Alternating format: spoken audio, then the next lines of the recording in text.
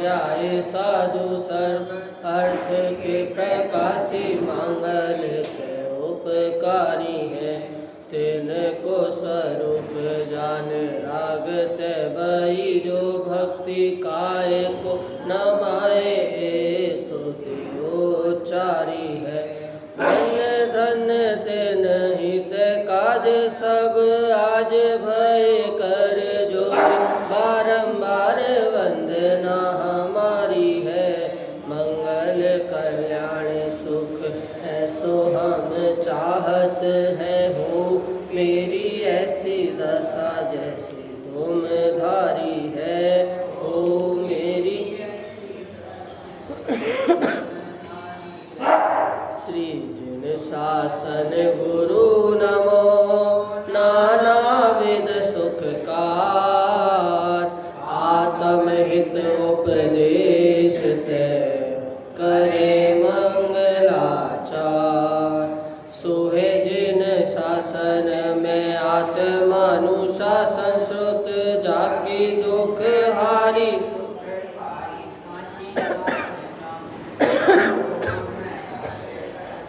गुण भद्र जाको जानी भद्र गुण धारी भव्य करत उपासना।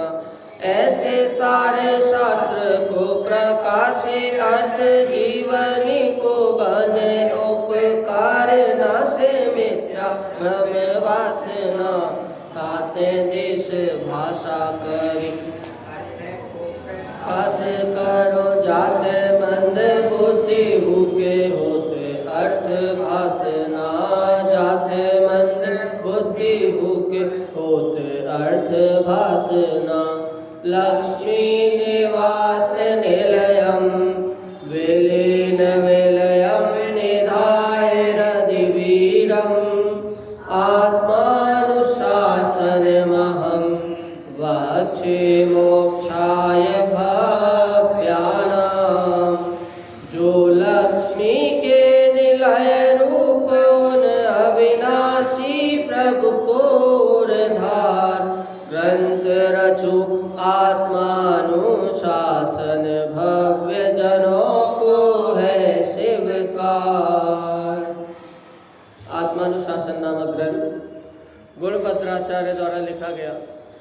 इस ग्रंथ में सम्यक दर्शन के विषय पर जो अपनी चर्चा चल रही थी उसके विषय में अपने जो 4 अंग थे लास्ट के वो अपन ने देखे, जिसमें कल एक शंका हुई थी कि अवगाढ़ सम्यक्त के संबंध में, कि उसके अर्थ में आया कि जो श्रुत केवली हैं वो अवगाढ़ सम्यक्त उनको होता है, ऐसा अर्थ में लिखा। अब यही चर्चा मैंने प्रवीण जी जो वहाँ पर इंदौर में ढाईदीप में है उनसे की, और यही चर्चा मैंने अमन जी लोनी जो वहाँ पर हैं जयपुर में उनसे की। तो उन्हीं के प्रवचन में मैंने सुना था, अमन जी लोनी के प्रवचन में, कि जो 12वें गुणस्थान तक जाते हैं तो उनको जरूरी नहीं है द्वादशांग का ज्ञान, उनको अष्ट प्रवचन मात्रिका अकेले का ज्ञान हो, अर्थात 5 समिति और 3 गुप्ती का अकेला ज्ञान होगा कम से कम तो भी चलेगा।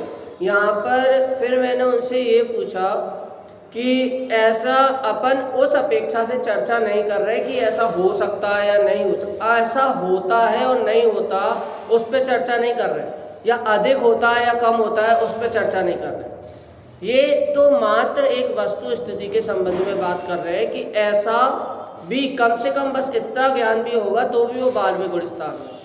और यहाँ पर श्रुत केवली की जो चर्चा आई श्रुत केवली अर्थात केवली के नीचे अर्थात गणधरादि, तो श्रुत केवली का उन्होंने बोला अमन जी ने कि श्रुत केवली तो 6वें और 7वें गुणस्थान में भी हो सकते हैं।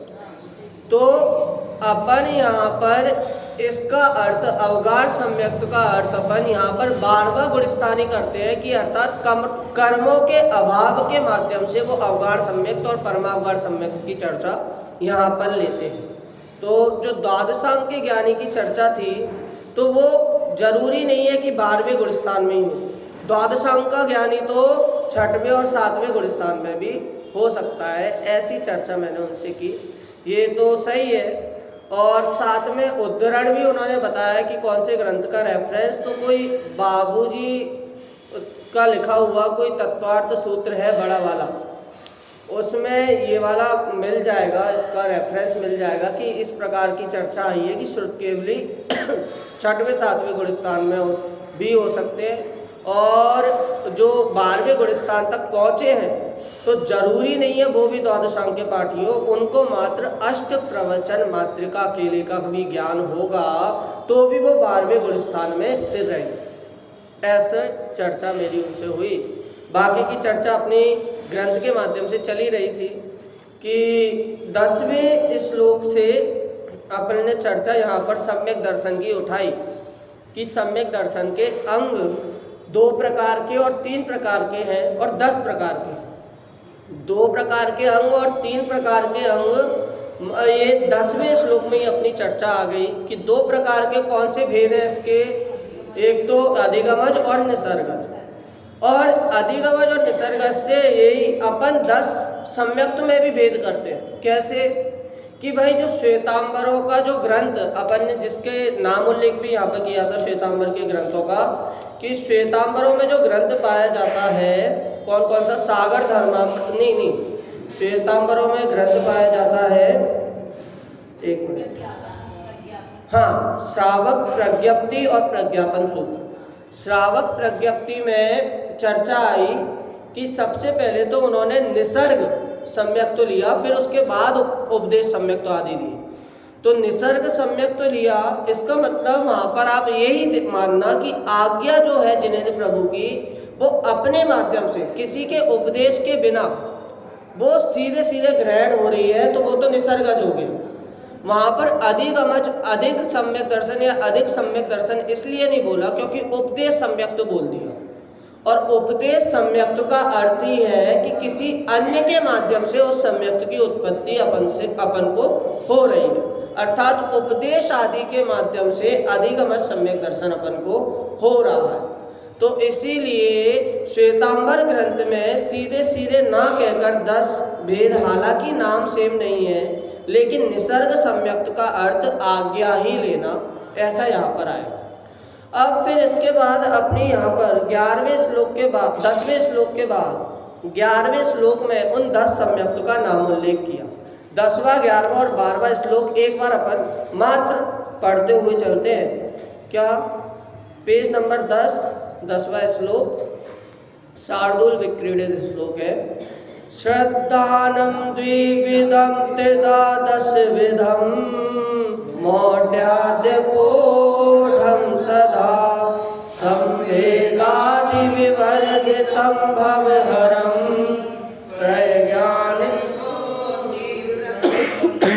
निश्चिन्वत्नव सप्त तत्त्वमचल प्रासाद मारोहतां सोपानं प्रथमं विनेय विदुषा आराधना।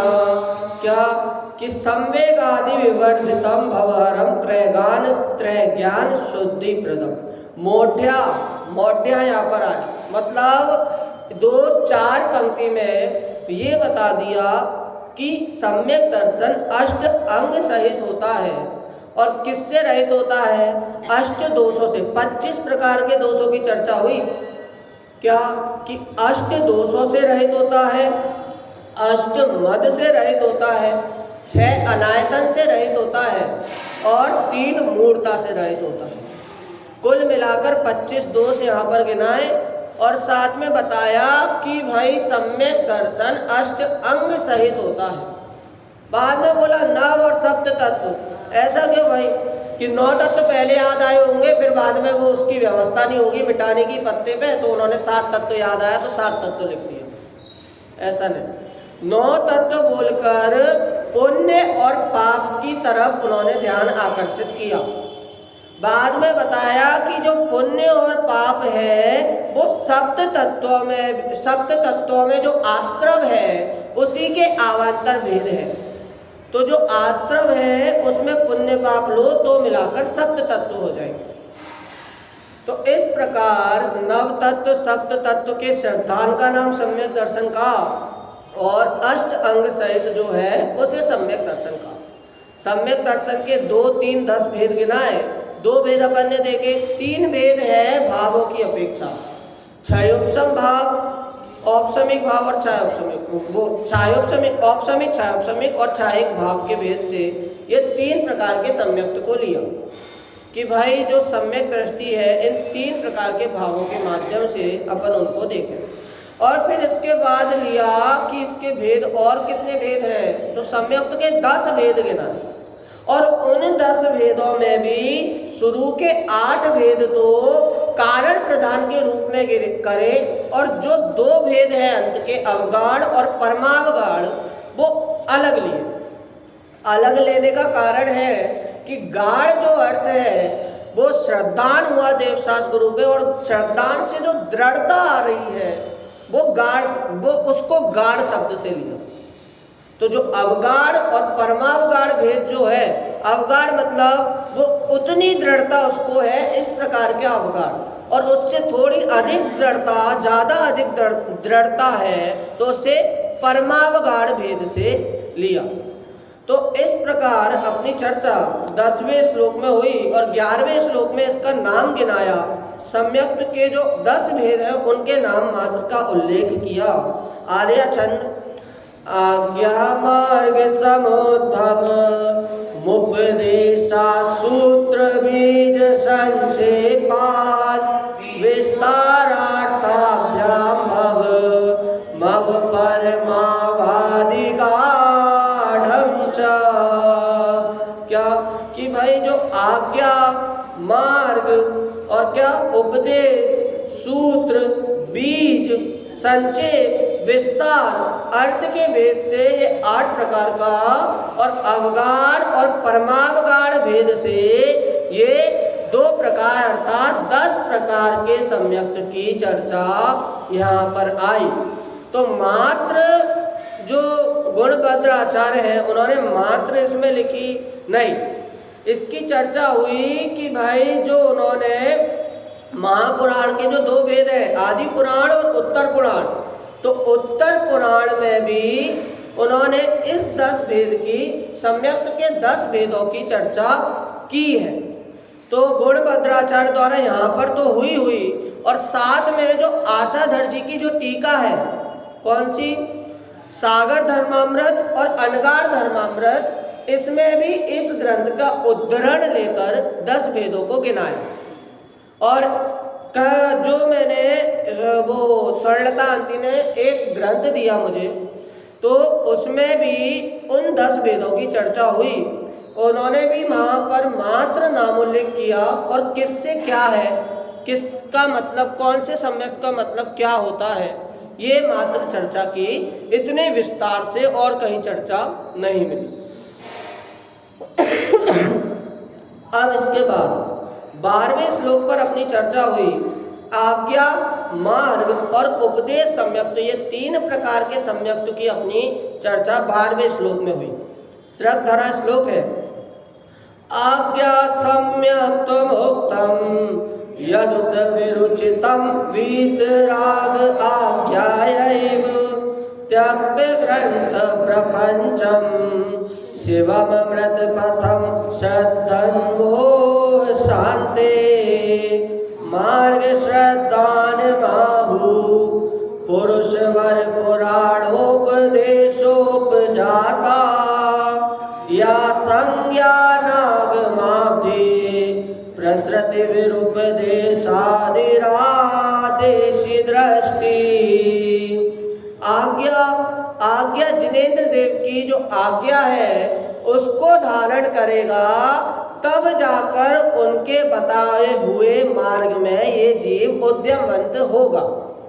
इस प्रकार 2 सम्यक्त तो हाथों हाथ हो जाते हैं, जैसे बोलते हैं ना चट मंगनी पट ब्याह, वैसे चट आज्ञा का उपदेश, वैसे पट मार्ग में लगना। उसमें कोई भी ज़्यादा उद्यम, ज़्यादा अलग परिश्रम करने की वहाँ पर जरूरत नहीं पड़ेगी।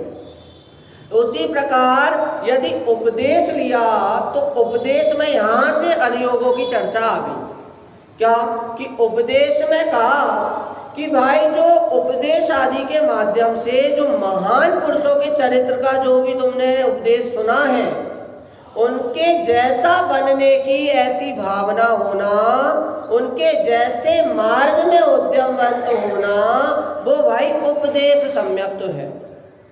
यदि फिर इसके बाद अपन ने अभी शॉर्ट में चर्चा इसलिए क्योंकि इसकी बहुत विस्तार से चर्चा अपनी जो बहुत दिनों में हो चुकी है।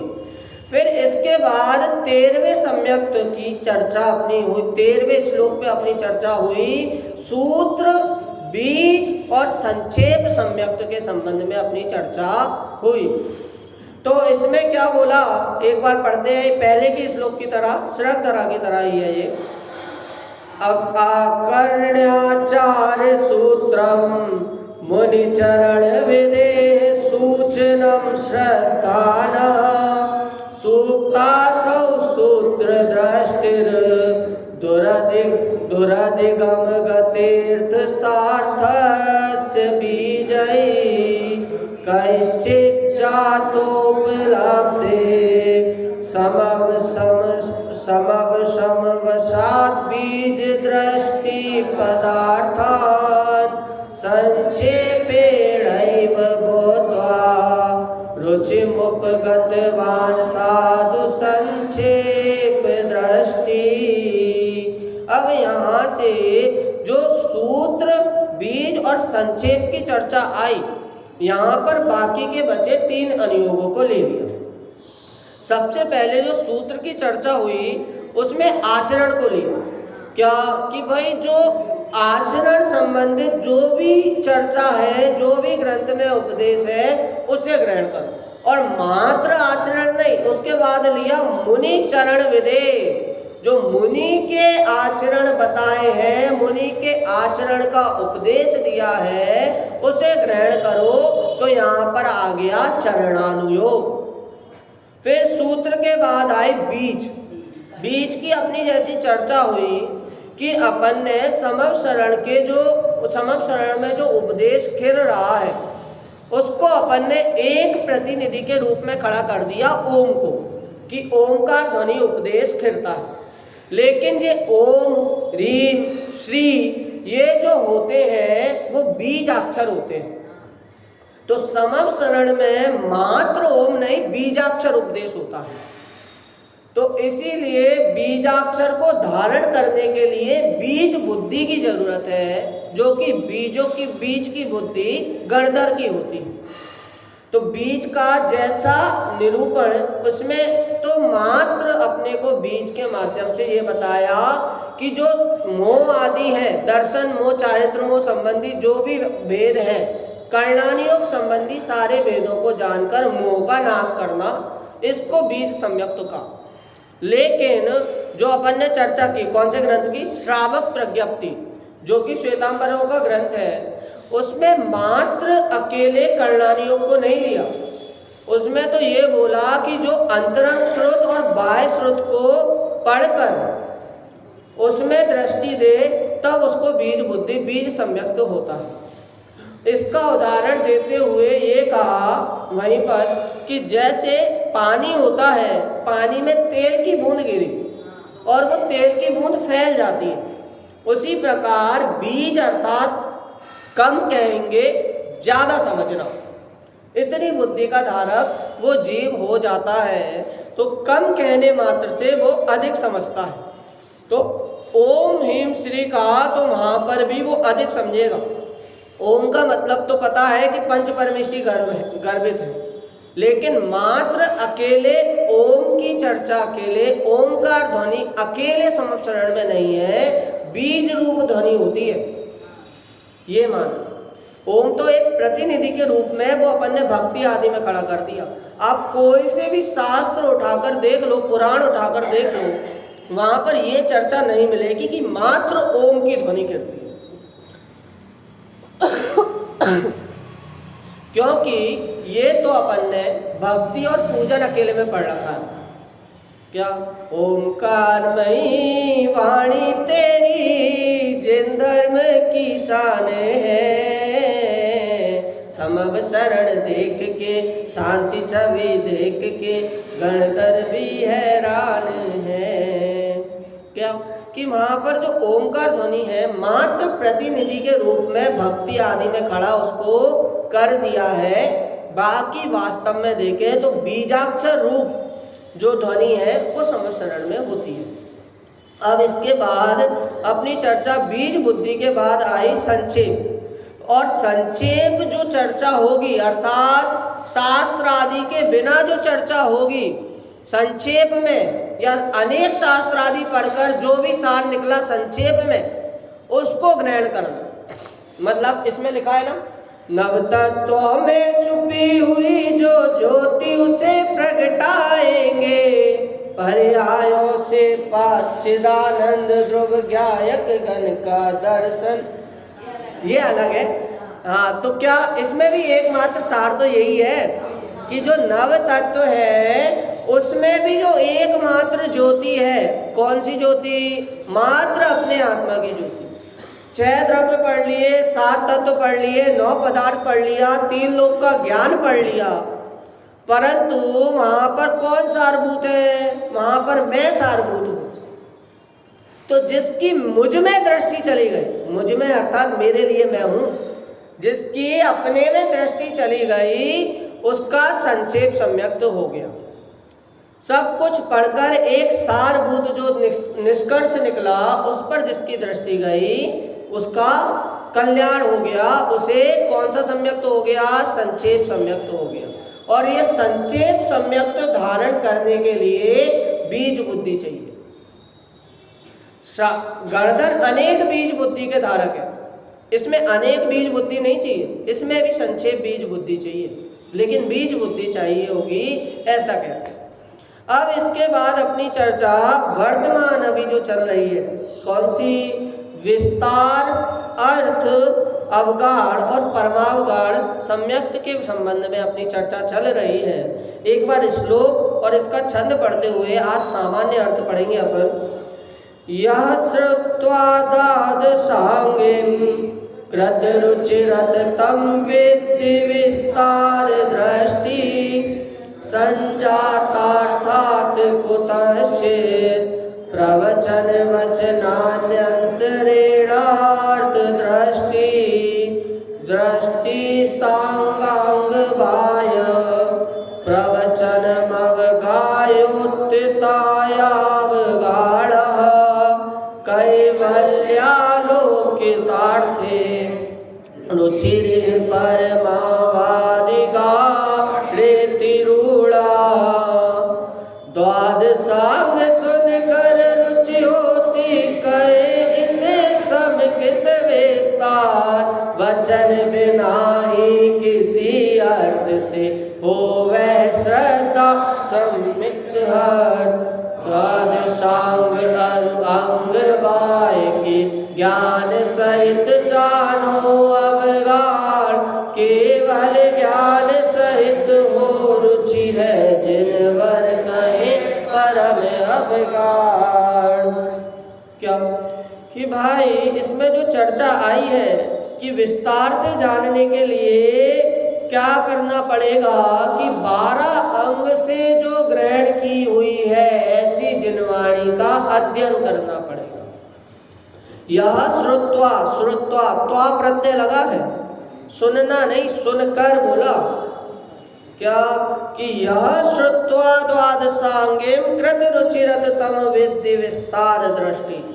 अरे भाई जो भी द्वादशांग को ग्रहण किए हुए हैं, द्वादशांगी कहा ना, द्वादशांग तो सुना है। जो द्वादशांग जैसे अपन वैयाकरण बोलते हैं, क्या व्याकरण को धारण किया हुआ, उसी प्रकार यहाँ पर भी द्वादशांगिम लेना कि जिसने द्वादश अंग को धारण किए हुए है ऐसी जिनवाणी को पढ़कर सुनकर रुचि जागृत की हो, तत्प्रति प्रीति चित्तेन येन वार्तापि हि श्रुता निश्चितम स भवेत् भव्यो भावी निर्वाण भाजनम। क्या कि भाई वही जीव है, वही भव्य है और वही मोक्ष जाने की पात्रता से सहित है। और उसी को विस्तार सम्यक्त प्राप्त है। विस्तार सम्यक्त के विषय में कल अपनी चर्चा हुई। साथ में ये चर्चा हुई कि भाई जो द्वादशांग अंग बाय मतलब अर्थ दृष्टि अर्थ सम्यक्त का अपन ने वो किया था, अर्थ समझा कि अर्थ क्या कि भाई जो भी अपने सामने चीजें हो रही हैं, घटना हो रही हैं, पदार्थ को देखकर अपने अर्थ के प्रति दृष्टि जाना वो अर्थ दृष्टि है। अर्थ दृष्टि के विषय में लौकिक संबंध में अपनी चर्चा हुई। किसी ने अपन को मीटिंग के लिए बुला लिया, प्रवचन के लिए बुला लिया और आधे घंटे 1 घंटे अपन ने उसका वेट किया, नहीं आया। वहां पर क्रोध नहीं करना, क्यों? वो सिचुएशन देखकर आप उसकी कंडीशन पता करो। नहीं आ पाया तो कोई ना कोई कारण हो, नहीं आ पाया तो कहीं ना कहीं फंस गया हो। जैसे हनुमान जी ने कोई सा भी तारा, इतने बड़े हो गए थे, बचपन से लेके तारा टूटता हुआ नहीं देखा होगा क्या? देखा। लेकिन उस समय जब तारा टूटा तब उस समय उनको अर्थ सम्यक्त हुआ। क्या? कि बिना किसी उपदेश से, बिना किसी शास्त्र पठन पाठन आदि से उनको मात्र तारा टूटता देखकर सम्यक दर्शन हो गया। सफेद बाल शांतिनाथ भगवान ने कभी नहीं देखे होंगे क्या किसी के? हालांकि महापुरुषों के सफेद बाल आदि नहीं आते, वो हमेशा यौवन अवस्था में रहते। लेकिन बोल सकते हैं कि पंचम काल के वो क्या बोलते हैं, काल के दोष के प्रभाव से आ गए हो, या तो शास्त्र में भव्य को बताने के लिए कुछ भी बोल सकते हैं। कौन को हुआ था वो? 3 सफेद बाल देखकर। अच्छा, तो भरत चक्रवर्ती को सफेद बाल देखकर सम्यक्त हो गया। तो वहां पर कौन सा सम्यक्त लेना? अर्थ सम्यक्त लेना। अरे अर्थ सम्यक्त की अगर समझ कर अपन लौकिक में भी लगा लेना कि क्या भाई बच्चा क्लास में नहीं आया, क्यों नहीं आया? सो रहा है। अगर बाय चांस बच्चा उद्यमी है, वो बच्चे के बारे में भी पता होना चाहिए, ऐसा नहीं है। लेकिन अच्छा बच्चा अगर नहीं आ रहा, प्रवचन में सो रहा है, तो इसका मतलब क्या? वो या तो बीमार होगा या तो कोई ना कोई कारण हो।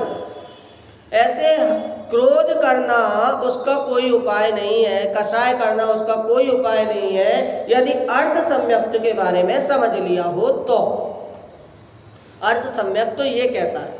अवगाढ़ और परमावगाढ़ के संबंध में अपनी चर्चा हुई कि दृष्टि सा अंग और अंग बाय। क्या? कि भाई जो अपने अंतरंग को और बाह्य अंग को, बाह्य अंग क्या? जो द्वादशांग का ज्ञान है, जो जिनवाणी है, जो श्रुत है, उसका ज्ञान जिसे है वो अवगाढ़ सम्यक्त, उसमें जो अवस्थित है, उसमें जो अवगाहन कर रहा है, उसे अवगाढ़ सम्यक्त। और परमावगाढ़ को कहा कैवल्य आलोकित आर्थे रुचिरी। क्या? कि केवल ज्ञान सहित जो उसकी रुचि हुई है वो परमावगाढ़ सम्यक्त है। अब अवगाढ़ और परमावगाढ़ी क्यों लिया? मुख्य तो गाढ़ है शब्द, ये अपन ने देखा। अब और परम क्यों लिया इसमें? अरे भाई ले तो हम कुछ भी सकते हैं, उत्कृष्ट गाढ़ ले ले, है कुछ भी ले, मुख्य गाढ़ ले ले, कुछ भी ले ले। लेकिन यहाँ पर परमावगाढ़ और अवगाढ़ भी क्यों लिया? इसका भी बोला कि रूढ़ा, कि ये रूढ़ी में पाया जा रहा है, ऐसा परंपरा से ये शब्द चले आ रहे हैं, इसलिए लिए। मात्र कहीं से भी उठा लिए ये बात नहीं है। अनेक शास्त्रों का अध्ययन करके और परंपरा गुरु के उपदेश से ही गुणभद्राचार्य ने ये 10 प्रकार के सम्यक्त की चर्चा यहाँ पर की। अर्थ एक बार अपन देखते हैं। हे भव्य, तू द्वादशांग रूप वाणी को सुनकर होने वाली रुचि का विस्तार सम्यक तो जान। ऐसी रुचि वाले जीव को विस्तार दृष्टि कहते हैं। जैन शास्त्रों के वचनों के बिना किसी अर्थ के निमित्त से होने वाली दृष्टि अर्थ दृष्टि है। इसे ही अर्थ सम्यक जानना चाहिए। अंग और अंग बाह्य सहित जैन शास्त्रों में अवगाहन करने से उत्पन्न होने वाली दृष्टि अवगाढ़ दृष्टि है। इसी को अवगाढ़ सम्यक जानना चाहिए। केवल ज्ञान द्वारा जाने गए पदार्थों का सिद्धांत परमावगाढ़ दृष्टि के नाम से प्रसिद्ध है। इसी को परमावगाढ़ सम्यक जानना चाहिए। इस प्रकार सम्यक के 10 वेदों का स्वरूप का भावार्थ, यहाँ सम्यक के 10 वेद कहे हैं जो श्रद्धान वीतराग के वचनों से ही उत्पन्न हो वह आज्ञा सम्यक है। जो मोक्ष मार्ग ही के श्रद्धान से उत्पन्न हो वह मार्ग सम्यक है। उत्तम पुरुषों के पुराण आदि सुनने से उत्पन्न होने वाला श्रद्धान सूत्र सम्यक है। हाँ, मुनियों के आचरण, ये कौन सा रह गया? उत्तम पुरुषों के पुराण आदि सुनने से उत्पन्न होने वाला श्रद्धान उपदेश सम्यक है। मुनियों के आचरण सुनने से उत्पन्न होने वाला श्रद्धान सूत्र सम्यक है। देखिए धीरे धीरे घटाते जा रहे हैं। अवगाढ़ और परमावगाढ़ तक लाना है ना, तो धीरे धीरे वो जो अन्य से जो सम्यक हो रहा है, जो अपना कौन सा अधिगम सम्यक दर्शन है, उसको भी घटा घटा घटा घटा कर अपने आत्मोन्मुख करके अवगाढ़ और परमावगाढ़ तक ला रहे हैं। देखो, बीज गणित आदि के द्वारा करणानियोग के निमित्त से होने वाला श्रद्धान बीज सम्यक है। संक्षेप रूप से पदार्थों का स्वरूप सुनकर होने वाला श्रद्धान संक्षेप सम्यक है। द्वादशांग को सुनकर होने वाला श्रद्धान विस्तार सम्यक है। किसी दृष्टांत आदि रूप पदार्थ से होने वाला श्रद्धान अर्थ सम्यक है। श्रुत केवली को होने वाला श्रद्धान अवगाढ़ सम्यक है। केवल ज्ञानी को होने वाला श्रद्धान परमावगाढ़ सम्यक है। इस प्रकार एक सम्यक के अन्य निमित्तों की अपेक्षा 10 वेद जानना चाहिए। बताइए कि सबसे पहले तो अपनी चर्चा शुरू में ऐसी हुई कि भाई कड़वे उपदेश लगेंगे, उसको आप अच्छे से ही लेना, मीठा फल देंगे। दवाई की तरह, औषधि की तरह, तू कड़वी है लेकिन इसे ले, स्वस्थ हो जाएगा। वहाँ पर तो शिष्य को भरोसा हुआ। अब धीरे धीरे कर कर ऐसी सूक्ष्म सूक्ष्म बातें करने लगे कि सम्यक मात्र 2 वेद नहीं, 3 वेद नहीं, 10 वेद, 10 वेद में भी कैसे कैसे अवगाढ़ परमावगाढ़ तक ला रहे हैं। अरे भाई, ये तो बहुत ज़्यादा सूक्ष्म चर्चा हो गई। इतना तो हमारे ज्ञान हमारे पल्ले पड़ेगा ही नहीं। ये सम्यक मम्यक हटाओ, हमें नहीं चाहिए सम्यक।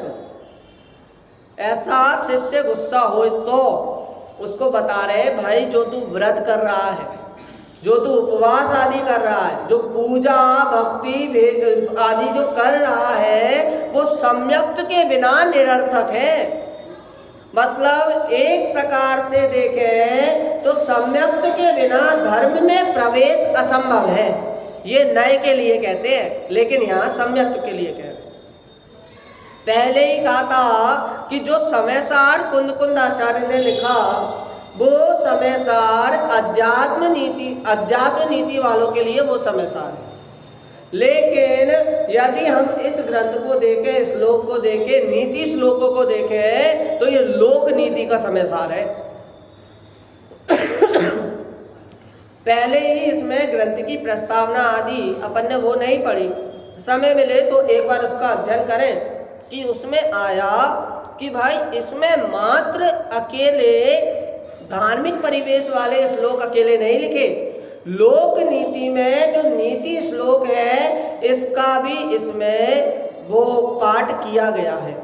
जैसे अपन ने बारिश का उदाहरण देखा, तो बारिश के उदाहरण में एक श्लोक आया, नीति श्लोक में ही आया, जो भर्तृहरि द्वारा लिखा है।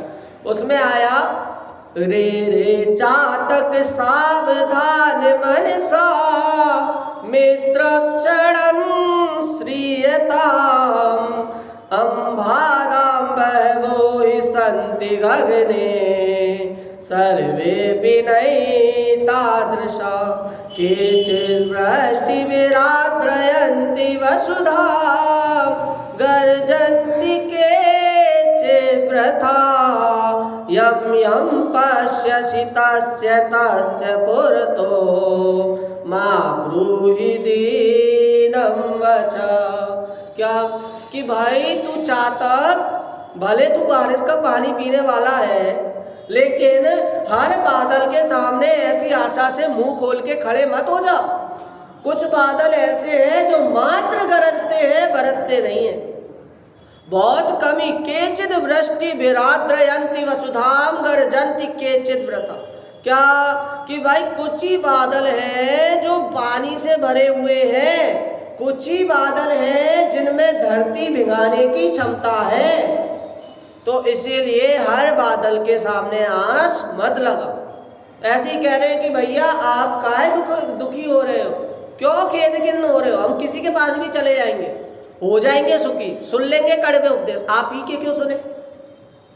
तो बोल रहे हैं भाई कि ऐसे व्यथा के लोग जो व्यथा की बातें, संसार में उलझाने की बातें तो सब बता देंगे, घर बैठे पैसे कमाने की बातें तो सब बता देंगे, लेकिन वास्तविक उपाय क्या है, वास्तविक सुखी किस कारण से होना है, ये बताने वाले बहुत कम होंगे, बहुत विरले होंगे। और उन्हीं विरले जीवों में मैं भी आता हूँ। ऐसी बातें जिनके अंदर तत्व है और जो तत्व सब में भिगाना चाहते हैं वो तो सब बता देंगे, नहीं वो बहुत कम बता पाएंगे। उन्हीं बादलों में मैं हूँ, उन्हीं लोगों में मैं हूँ, इसलिए यहाँ पर उपदेश सुन, मेरा श्रम बेकार नहीं जाएगा जो ग्रंथ लिखा है।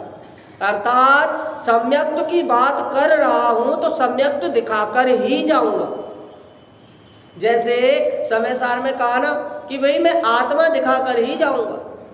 वहां पर दिखाने का मतलब क्या कि भाई हमें तो उन्होंने आचार्य तो अपना 100% दिया, लेकिन यदि तो श्रोता या पढ़ने वाला पाठक ही छल ग्रहण कर रहा है तो वो उसके ऊपर है।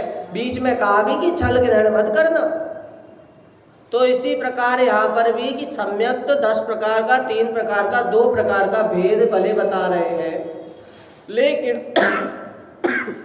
यदि इन्हें नहीं समझा तो जो व्रत आदि उपदेश आदि हैं वो तेरे व्यर्थ है, वो बेकार है। वो किसके समान है, एक बार इस श्लोक का पाठ के माध्यम से अपन देखते हैं कि पहले उत्थानी का पढ़ें।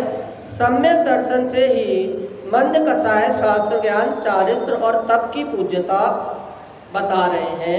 इनसे शास्त्र ज्ञान चारित्र और तप से कुछ याद आया क्या कि भाई ये जो 4 आराधना की चर्चा जो हो रही है वो सबसे पहली आराधना सम्यक्त की अपनी हुई, और ये जो 3 आराधना है शास्त्र ज्ञान अर्थात सम्यक ज्ञान चारित्र और तप, ये जो 3 आराधना है वो पहली आराधना के बिना भी व्यर्थ है, ऐसा बोल रहे हैं। कैसे 4 प्रकार की आराधना में सम्यक तो आराधना पहले क्यों की जाती है, इस प्रश्न का उत्तर निम्न छंद में देते हैं। आर्या छंद है, पाठ करेंगे सभी। समबोध व्रत तमसाम पाषाणस्येव गौरवम पुंसः पूज्यं महामणिरिव तदेव सम्यक् संयुक्ता प्रसम ज्ञान चारित्र और तप पाषाणों के भार समान, किंतु यदि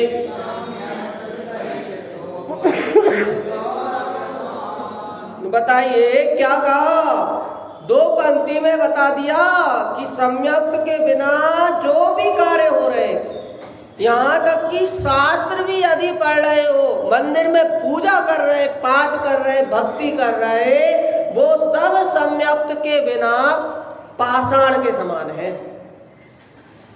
कबीरदास कहते हैं अपने श्लोक में कि भाई यदि मूर्त पूजे क्या, हाँ कि भाई मैं यदि मूर्ति पूजने में, तुम्हें पाषाण पूजने में यदि तुम्हें मोक्ष मिल रहा है, पुण्य मिल रहा है, तो मैं क्या पूजूं, मैं पहाड़ पूजूं।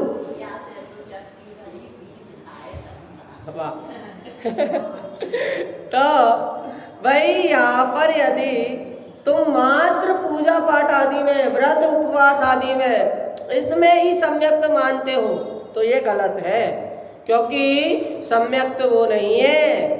सम्यक्त के बिना ये सब निरर्थक है। जिम्नास्टिक का उदाहरण लिया अपन ने कि भाई वो जिम्नास्टिक से सीधे शुद्ध भाव नहीं तो शुभ भाव में गिरता है। यही चर्चा अभी आगे भी आएगी। क्या कि आप सम्यक्त तो कर रहे हो जब से। हम तो भाई पुण्य पाप, हम तो यही नहीं जानते कि पुण्य क्या है, पाप क्या है। हम तो यही नहीं जानते कि क्या छोड़े क्या ग्रहण करें, और आप सीधे सम्यक्त पे ले जा रहे। माँ कहेंगे कि भाई जैसा मूड को, जो म्लेच्छ भाषी को म्लेच्छ भाषा में समझाया जाता है, उसी प्रकार यदि ये इसकी सामर्थ्य नहीं है तो पुण्य आदि में लग। कौन? श्रीमद् राजचंद्र जी, उन्होंने कहा कि भाई यदि तेरा मन ये इसमें आत्मा में नहीं लग रहा तो अपने मन को वो भजन पूजन भक्ति आदि में लगा। शास्त्र श्रवण में भी नहीं लग रहा तो भजन आदि में लगा, ऐसा कह रहे। तो वहां पर ये बात नहीं ले लेना कि भाई ये तो मना किया है करने और यही कर रहे हैं और ये तो पापी, ऐसा नहीं भाई। यहाँ पर कहा कि पूजा पाठ आदि में नहीं उलझने का नाम मना किया है। पूजा पाठ आदि का निषेध नहीं, उसमें रुकने का नाम मना किया है। भक्तांबर आदि का पाठ मना नहीं किया। भक्तांबर आदि का पाठ गलत प्रयोजन के लिए कहाँ कर रहे हो, किस अर्थ में कर रहे हो, उसके लिए मना किया है। तो यहाँ पर उल्टा अर्थ छल ग्रहण नहीं करना है। क्या कि भाई इसमें ही बोला कि प्रसम ज्ञान चारित्र और पाषाणों के भार समान। जो पाषाण आदि है उसके समान है यदि सम्यक तो नहीं हुआ तो। जैसे कचरा अगर अपन झाड़ू वगैरह घर पे लगाए और एक चमक अपन को हीरे की दिख जाए तो इसका मतलब क्या कि भाई खुश हो जाता है। अब बताओ कि वो चमक कितनी महंगी हो, चमक का कोई पैसा होगा क्या? नहीं, उस हीरे का पैसा है, हीरे का मूल्य है।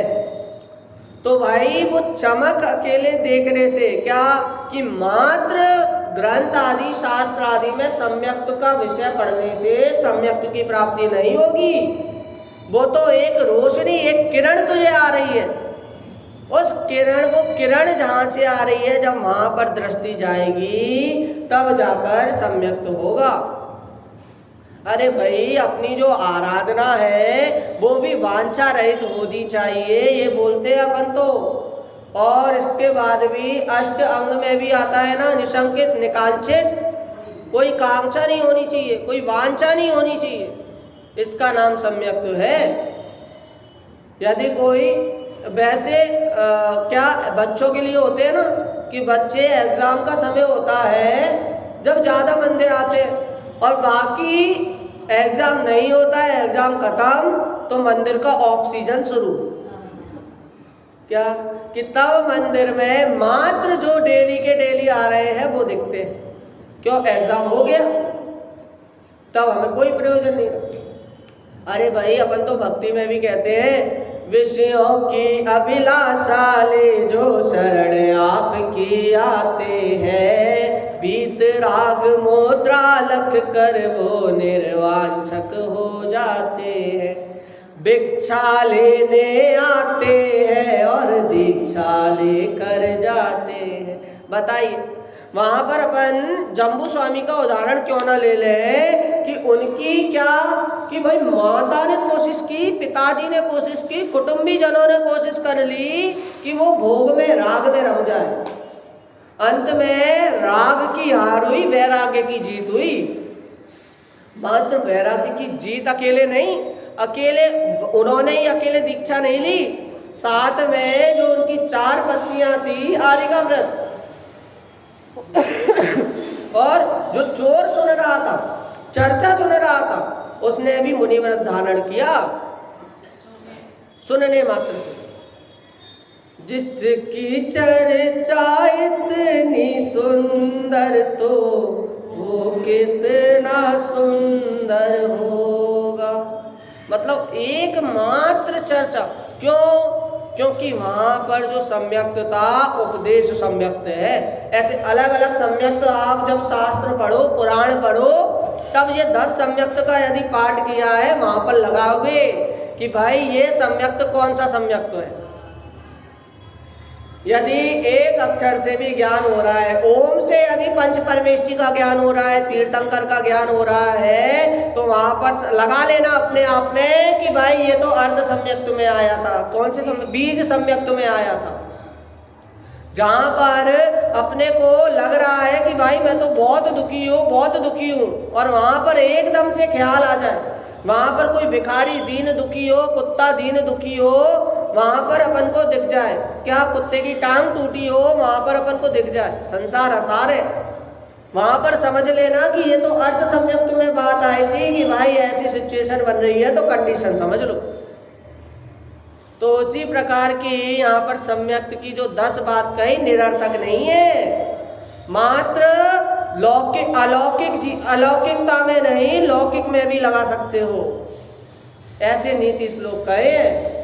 यहाँ पर भी कह रहे हैं कि भाई सम्यक्त जिसने अपने को नहीं जाना, अरे भाई परीक्षा में जिसने सब कुछ लिख लिया, अरे निबंध आया निबंध लिखा, पत्र आया पत्र लिखा, पाठ में जो भी प्रश्नोत्तर सब लिखे, मात्र एक चीज छोड़ दी, रोल नंबर छोड़ दिया, नाम छोड़ दिया, और अपनी जो भी तुम्हारा हॉल टिकट नंबर सब कुछ छोड़ दिया, तो वहां पर सब लिखने के बाद भी तेरा सब लिखना निरर्थक है।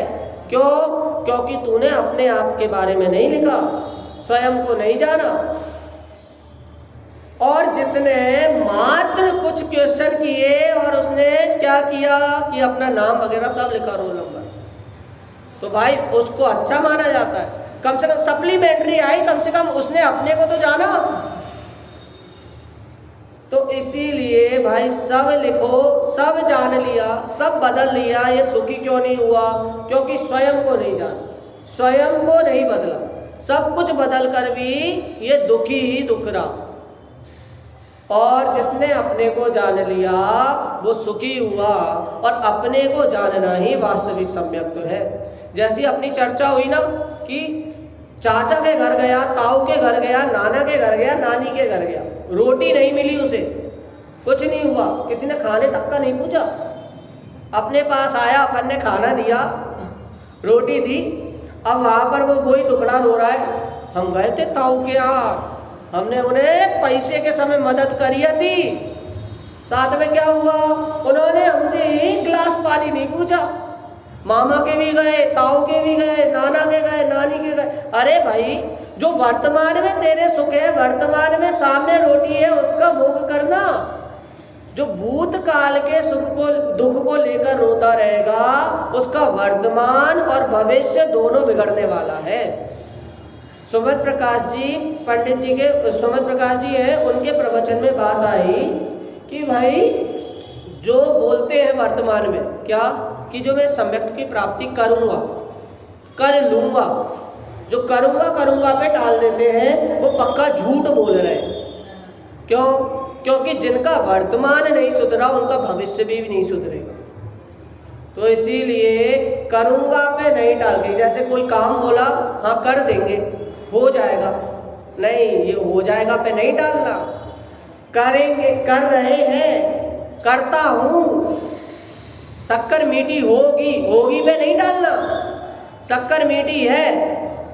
इसीलिए आत्मा को जानना भी सम्यक तो है, होगा नहीं, है विश्वास, भरोसा, यही सम्यक तो है। और वो सम्यक रत्न के समान है। इसकी चर्चा कल अपने बीच में होगी। इसी प्रकार में अपनी वाणी को विराम देते हैं।